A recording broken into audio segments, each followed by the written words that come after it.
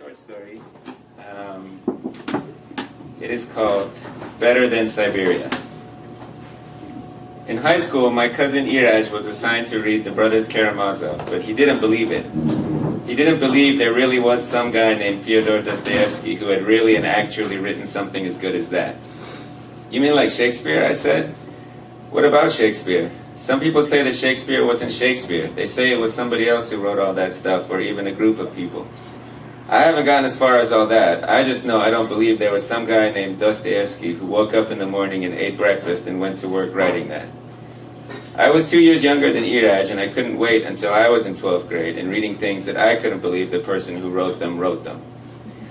We were at Iraj's house for Eid al-Nowruz, the Persian New Year, when Iraj told me he'd figured it out. It all makes sense now, he said. What does? The Brothers Karamazov. Dostoevsky was taken before a firing squad and faced a mock execution. How does it make sense? If you're trying to tell me that one man sat down and wrote that book, that's the only way it could have happened. It had to be someone who had seen his own death. That's the only way I can accept it. Why? Think of how you'd be when you came out of that. You would not care what anybody thought of you, first of all. And you would try to say everything, which is what the Brothers Karamazov is about. What was he facing a mock execution for? The usual stuff, trying to be a human being. Same as in Iran. Yep. Are you boys talking about death? Iraj's mother, my aunt, said. It is the New Year. Don't you agree, my grandfather said, that our New Year is the best New Year, the first day of spring. Everything is blooming and growing again. It's really quite beautiful if you think about it. My grandfather made some version of this point every year, but every year I had to admit that he was right. My cousin became taken by the thought of Dostoevsky's mock execution. He told me later, that's the only way it could have happened. If you think about it, the surprising thing would have been if he'd seen his own death and not come out of it being able to write something like that. I asked him what exactly was in the book to make him say it was the only way it could have happened. He loves life so much, but he's not afraid to hate it too. How else can you explain that? I couldn't. My cousin smiled as he told me the story. They took the first group of guys and lined them up to be shot. Dostoevsky was in the second group. Then some guy waved a white handkerchief and said the whole thing's off, and Dostoevsky got sent to Siberia. I'd heard my parents talk about guys placed before firing squads when they talked about Iran. I didn't know if they did any mock executions there, but they might, because sometimes the whole thing seemed like a funny joke to them. It was a great story the way my cousin told it, because if Dostoevsky had really gotten a book out of it, then he'd gotten the last word. The next time I saw Iraj, he told me to sometime in the next few weeks shock him with some very bad news. What kind of bad news? I said. I don't know, he said. If I tell you, it won't be news.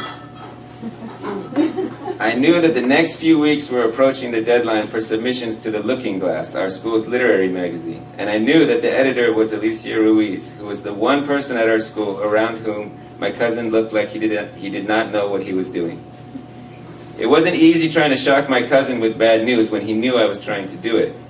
We would pass by each other at school, and when I saw him, I would make my face grave and sad in preparation, but he would have already seen me and it wouldn't catch. I needed more of an element of surprise. I thought of running into the gym at the beginning of wrestling practice and bringing him out to tell him something terrible, but that would have meant potentially interrupting Mr. Shaw, the wrestling coach, and I did not want to risk it. Then I hit upon the idea of a third party. I would have to find somebody easygoing so that the bad news would look especially bad coming from them. The good thing was that this way I could be the subject of the bad news. It would be a very clean operation. I asked my friend Satish. He was easygoing as long as the conversation was not of a political nature. The plan was for him to run into the cafeteria and tell Iraj that I'd been hit by a car. I'd be waiting in the front parking lot safe and sound. It was a good plan, but I couldn't help thinking about Dostoevsky and all those guys in Iran who'd had to face this stuff for real.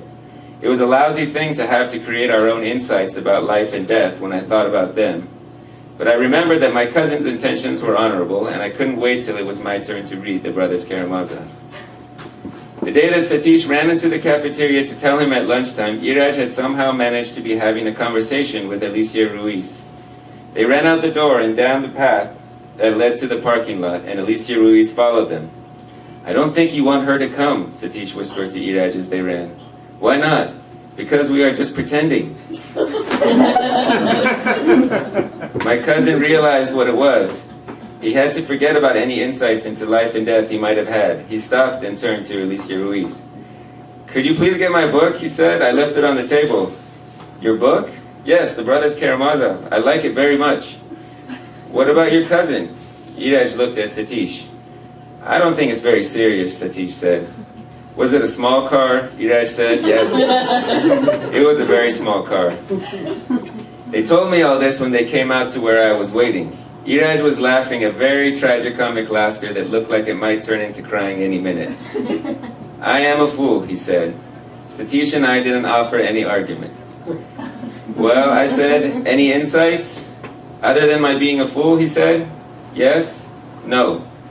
We saw Alicia Ruiz coming down the path holding my cousin's book. "Good news," my cousin called when she got closer. "He's all right." "I'm all right," I said. "Thanks for bringing the book," Iraj said. "How do you like it, by the way?" "It's a little dramatic, isn't it?" Alicia said. "Haha, I guess you could say that. People aren't that dramatic in real life, are they? They don't walk into the room and begin arguing about their philosophies of life, do they?"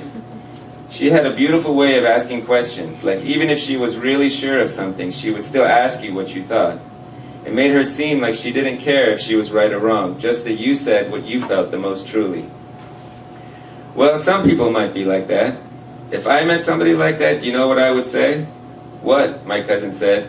I was beginning to understand why he looked like he didn't know what he was doing around her. I would say, "What about you? What do you wish for?" What if they wish for a different kind of world? They should be figuring out how to make it.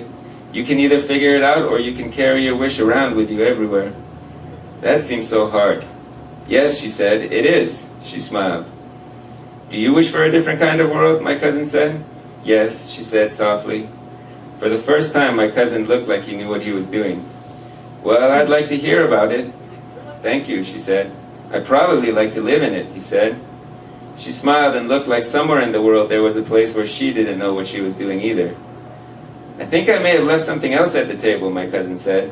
"I think I may have left something there too," Alicia Ruiz said. My cousin walked back with her, looking a little bit like a man who had just survived his own execution. He was going somewhere better than Siberia. From everything I'd heard about this Dostoevsky fellow so far, he would have been glad to see them.